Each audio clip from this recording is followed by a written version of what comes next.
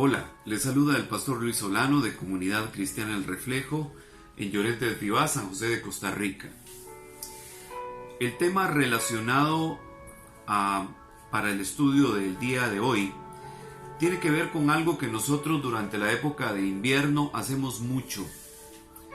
Es tapar goteras. ¿Verdad que cuando usted detecta que el techo suyo está filtrando por alguna parte el agua que cae de lluvia, usted inmediatamente busca cómo detectar dónde están esos orificios y taparlos y cubrirlos para que eso no siga sucediendo, para que el agua no se filtre y vaya a provocar un daño mayor? Bien, de la misma forma, en nuestra relación con Dios, en nuestra dinámica relacional con el Señor, nosotros debemos detectar cuáles son las condiciones o cuáles son las conductas, cuáles son las acciones que estamos haciendo o dejando de hacer que puedan estar permitiendo que el enemigo esté filtrando hacia nosotros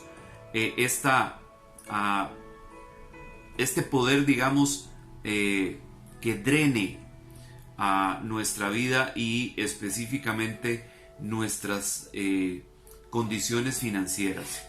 A ver, dicho de otra manera, nosotros debemos entender que Dios ejecuta en nuestra vida un ciclo, que la bendición es un ciclo, que nosotros recibimos de parte de Dios para que la usemos para bendecir a otras personas, miembros de nuestra propia familia, hermanos de nuestra propia iglesia, vecinos de nuestra comunidad. O sea, que nosotros utilizamos lo que Dios nos da para cubrir nuestras necesidades y con el excedente de esa bendición buscar la manera de poder alcanzar a otros también con esa bendición. Pero, ¿por qué esto es tan importante? ¿Por qué nosotros tenemos que estar conscientes de este ciclo de la bendición para que éste no se detenga?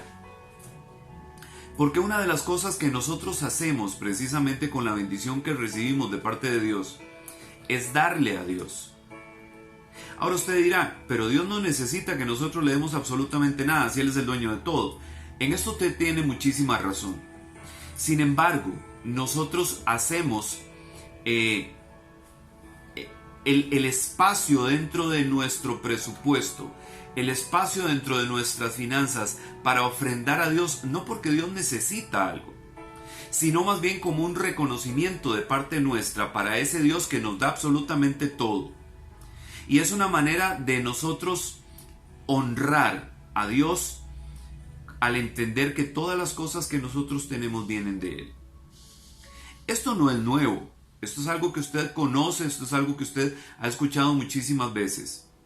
Y es bueno que hagamos una revisión rápida de cómo es que a lo largo de la historia bíblica esto se presentó y con qué resultados. Veamos lo que dice el libro de Job en el capítulo 1 y el versículo 10.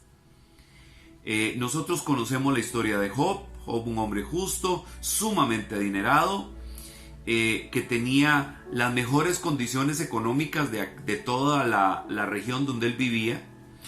Y entonces Job es atacado directamente con permiso de Dios por el diablo. Ve lo que dice Job 1:10. Esto le dice Satanás a Dios cuando está pidiendo permiso para afectar a Job. Dice: ¿acaso no lo proteges a él, a su familia y a sus posesiones? Haces que le vaya bien en todo lo que hace y sus rebaños se ven por todo el país.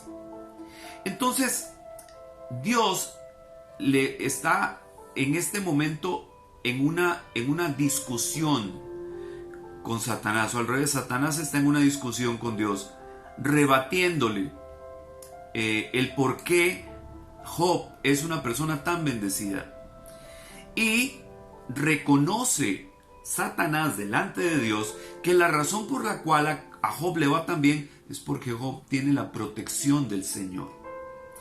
Ahora, entre las cosas que Job hacía para contar con esa protección, está el holocausto que Job presentaba por sus hijos todos los días del mundo. O sea, Job tenía ganado suficiente para poder ofrendar una oveja por cada uno de sus hijos. Eran 10 hijos, eran 10 ovejas que Job ofrendaba diariamente. Y Job lo hacía pensando en ofrecerle a Dios una retribución o una ofrenda que agradara a Dios por aquello de que sus hijos estuvieran pecando y él no estuviera enterado. Entonces era una manera de presentarle a aquel que tenía el poder para mantener un vallado de protección sobre él un reconocimiento que permitiera que Dios favoreciera el cuidado y la protección de los hijos de Job. Pero hay razones además del por qué esto sucedía. En el capítulo 29 de Job, en el versículo 12, dice lo siguiente: porque yo libraba al pobre que clamaba, y al huérfano que no tenía quien le ayudara. Venía sobre mí la bendición del que estaba a punto de perecer, y el corazón de la viuda yo llenaba de gozo. ¿Qué significa? Significa que Job, siendo un hombre tan adinerado, no era un hombre egoísta.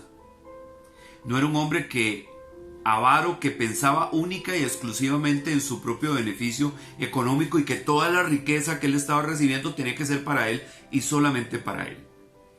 Job era un hombre solidario. Job miraba alrededor suyo quién estaba en necesidad e inmediatamente acudía al auxilio de aquellos que estaban en necesidad.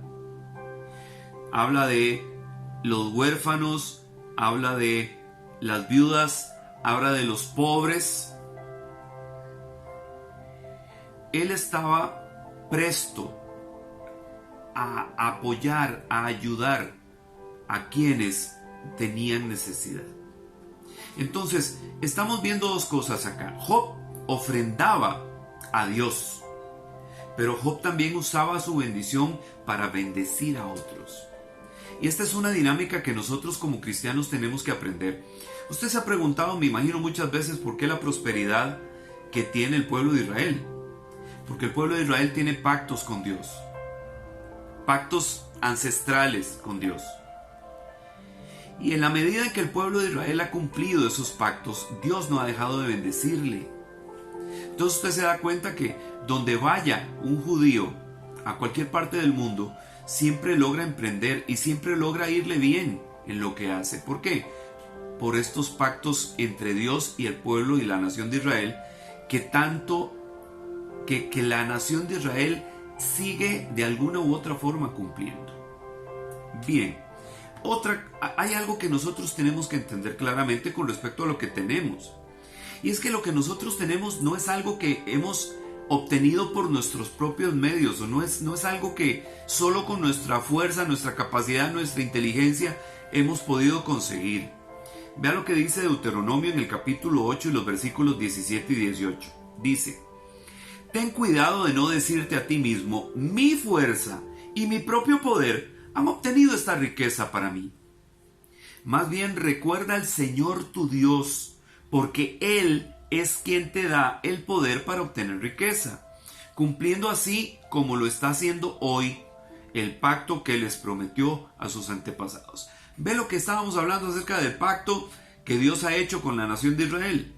Pero vea la advertencia que hacen en este pasaje a las personas de que no vayan a creer o no vayan a decir para sí mismos que la riqueza que tienen la obtuvieron por sus propios medios, como si Dios no hubiera tenido absolutamente nada que ver en el asunto.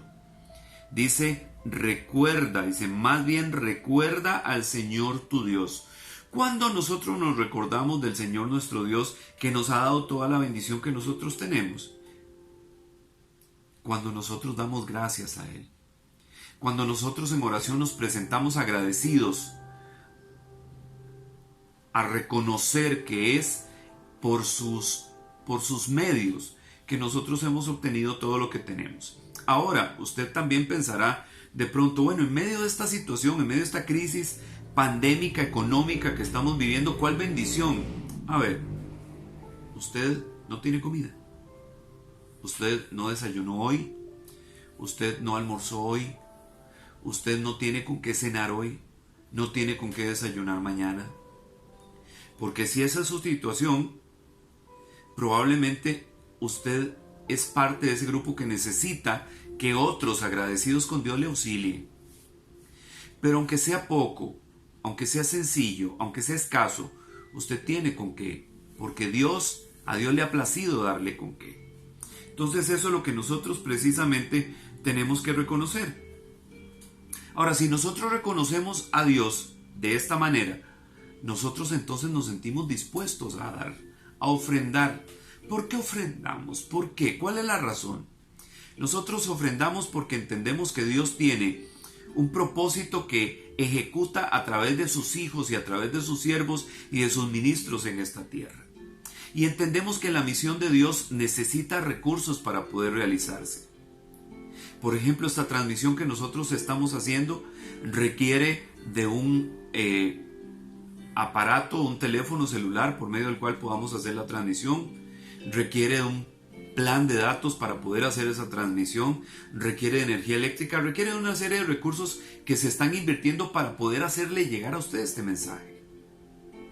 Entonces, nosotros ofrendamos a Dios en su iglesia porque reconocemos que todo esto es necesario. Aunque Dios podría suplir de manera extraordinaria, nosotros no le dejamos a Dios toda la responsabilidad de eso. Nosotros queremos ser constructores de esa posibilidad de que el reino sea extendido, de que la predicación del evangelio del reino de Dios pueda llegar a todas las personas. Y entonces nosotros aportamos económicamente para que esto sea posible. Bien, vea lo que dice Éxodo en el capítulo 35 y los versículos 21, 22 y 29. Dice: todo el que se motivó y tuvo buena voluntad vino y trajo una ofrenda al Señor para la hechura de la carpa del encuentro, de la tienda de reunión, dicen otras versiones, o del tabernáculo, de sus utensilios y de la ropa sagrada.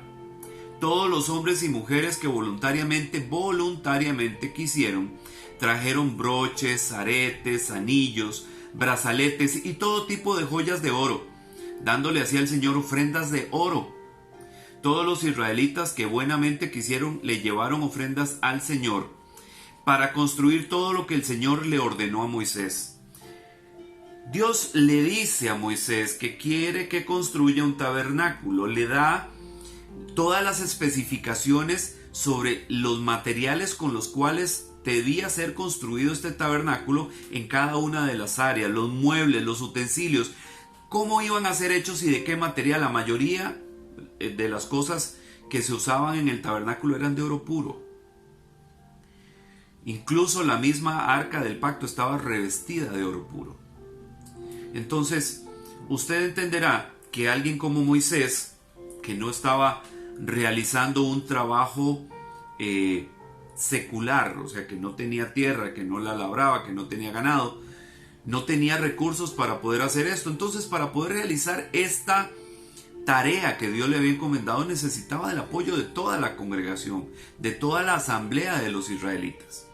Entonces dice aquí que ellos se sintieron motivados y de buena voluntad vinieron y trajeron ofrenda, trajeron anillos, brazaletes, todo lo que se les ocurrió. Nació de su corazón. ¿Por qué? Porque Dios los había librado de Egipto, porque Dios los estaba sosteniendo en el desierto, porque Dios había atendido absolutamente todas sus necesidades. Y ellos lo entendían y lo reconocían. ¿Lo reconoce usted también? ¿Cómo es que todas sus necesidades son cubiertas y suplidas cada día? ¿No es Dios el que permite que esto sea posible?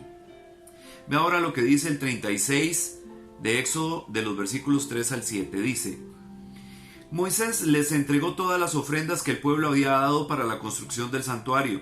Todas las mañanas el pueblo llevaba más ofrendas, hasta que todos los trabajadores expertos que estaban trabajando en la construcción del santuario dejaron su labor y fueron a ver a Moisés.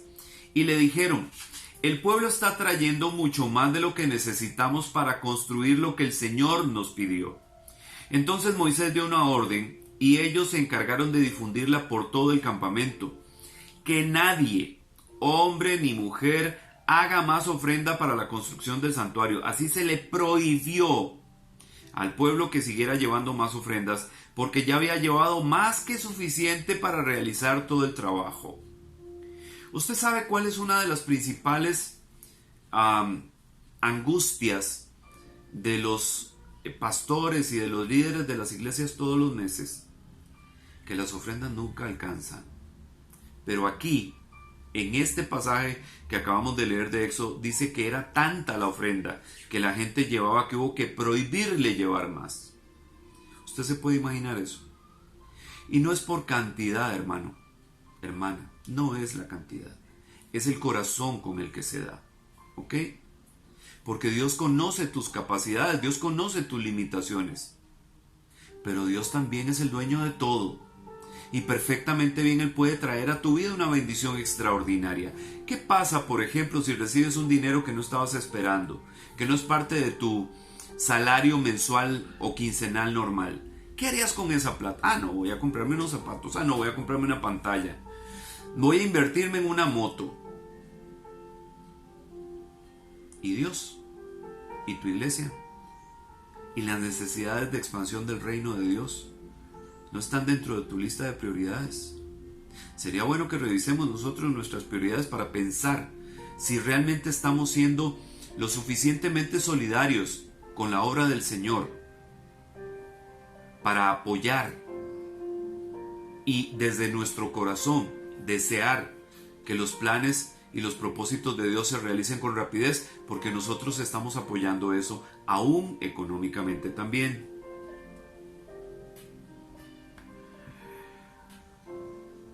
A veces podríamos pensar nosotros que es que ya estamos dando más de la cuenta. ¿Ok? Yo tengo un monto que doy a la iglesia durante, todos los meses, y yo creo que eso ya es bastante. O sea, yo veo personas que dan solo 500 colones, yo veo personas que dan solo 1000, yo doy mucho más que eso. Vea. Éxodo 38, 24 y 25, vea lo que dice. Todo el oro que se ofrendó para la construcción del santuario, o sea, del templo, pesaba cerca de 1 tonelada conforme al peso oficial del santuario. 1 tonelada de oro. 1000 kilos de oro.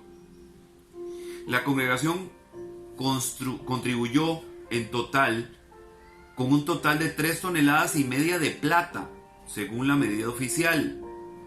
Cada israelita aportó, bueno, les voy a hacer una conversión de lo que esto significa en plata de hoy.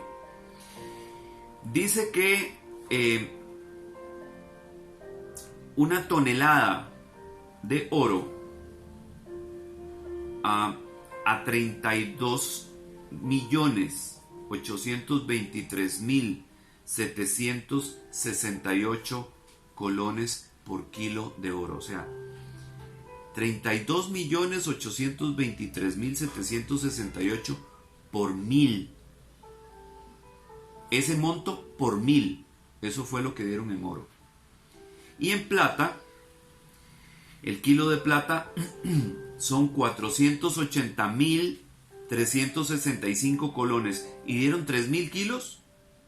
Dice que cada israelita aportó en oro 3.282.578 colones. Cada uno. Y usted se siente grande porque da 2,000 colones de ofrenda. O 1,000 o 5,000, no sé. No estoy criticando lo que usted hace. Lo estoy desafiando. Desafiando a creer, desafiando a confiar, desafiando a entender que Dios es el dueño de todo eso. Que toda esa ofrenda, que todo ese oro y que toda esa plata que los israelitas dieron, primeramente era de Dios. Y Dios la puso en manos de ellos, para que ellos tuvieran con qué hacerle un retorno a Dios por agradecimiento y por reconocimiento. Yo no puedo dar esa cantidad de plata, seguramente usted tampoco. Pero la pregunta para mí es, de lo que Dios me está bendiciendo, yo estoy dando en realidad al límite de mi capacidad, o lo que estoy entregando es una limosna. Porque el concepto de la limosna nosotros lo tenemos arraigado de la Iglesia Católica, donde el dinerito que usted echa en las arcas de la iglesia se le llama así, la limosna de los domingos. Pero si nosotros entendemos la palabra limosna, es lo que usted le da a un limosnero, alguien que está en la calle pidiendo. Entonces generalmente es una monedita sencilla y de bajo valor. Dios no está esperando que nosotros le demos limosnas, porque Él no nos trata a nosotros como limosneros, ¿o sí? ¿Usted está viviendo como un limosnero? Yo no. Entonces, si no vivimos como limosneros porque Dios no nos da limosnas, no le demos limosnas a Dios. Saquemos la limosna, saquemos el dinero, nuestra ofrenda, lo que le damos a Dios del corazón, no solo de la billetera, no solo de la bolsa del pantalón o de la camisa o de la cartera. Saquémoslo del corazón, con verdadera devoción y agradecimiento a Dios. Y por último, quiero que prestemos atención a lo siguiente. Había un rey en Israel, el rey Ezequías, y el rey Ezequías se enfermó. Y en medio de esa enfermedad clamó a Dios, pero tenía argumentos para decirle al Señor que por favor reflexionara sobre el tiempo que le había dado y le extendiera un poco más. Vea lo que dice Ezequías en el capítulo 20 y los versículos del 1 al 6. Dice: en esos días Ezequías se enfermó y estuvo al borde de la muerte. El profeta Isaías, hijo de Amós, fue a ver a Ezequías y le dijo: el Señor dice, pon tus asuntos en orden porque vas a morir, no vas a sanar. Ezequías se dio vuelta con la cara hacia la pared y oró así al Señor: Señor, recuerda que yo siempre te he servido de corazón y he hecho lo que te agrada. Y Ezequías lloró amargamente porque le acababan de decir que se iba a morir, que arreglara todo porque se iba a morir. Entonces él va ahí donde Dios y le dice: Señor, pero yo te he servido fielmente, te he servido con todo el corazón, he hecho lo que te agrada. Dice el versículo 4: antes de que Isaías saliera del patio, le vino este mensaje del Señor: regresa y dile a Ezequías, líder de mi pueblo, que así dice el Señor, Dios de tu antepasado David: he oído tu oración, he visto tus lágrimas y te voy a sanar. Al tercer día subirás tú mismo al templo del Señor, agregaré 15 años a tu vida y salvaré a esta ciudad del poder del rey de Asiria. Protegeré la ciudad y lo haré por mí mismo y por la promesa que le hice a mi siervo David. Entonces, a Ezequías le sobreviene una situación mala, y en medio de esa mala situación, él clama al Señor y le dice: Señor, yo te he servido bien, de todo corazón, he hecho lo que te agrada.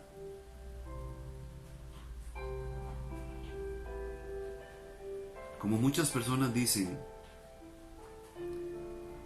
yo he servido a tu obra, he desgastado mi tiempo y mis recursos para agradarte, Dios. Acude en mi auxilio. ¿Será válido ante Dios este clamor? Por supuesto que sí, porque la Biblia dice que Dios tiene un libro de las memorias, y en el libro de las memorias todas esas cosas son anotadas. Así que cada ofrenda que nosotros damos para la obra del Señor es anotada en ese libro de las memorias también. Cada vez que nosotros ayudamos a un semejante en necesidad, eso es anotado en el libro de las memorias. No se trata solamente de darle a Dios, se trata de usar lo que Dios nos da para bendecir a su iglesia y a nuestro prójimo. Entonces, vea lo que dice Primera de Crónicas 16:29, ya para cerrar. Alaben el nombre del Señor, lleven ofrendas ante Él, alaben al Señor en su hermoso templo. Alaben el nombre del Señor, lleven ofrendas ante Él. Es una forma de alabar y agradar al Señor, llevar ofrendas ante Él, para que esas ofrendas anuncien nuestra vocación, nuestra disposición de corazón, nuestra voluntad de agradar y servir a Dios.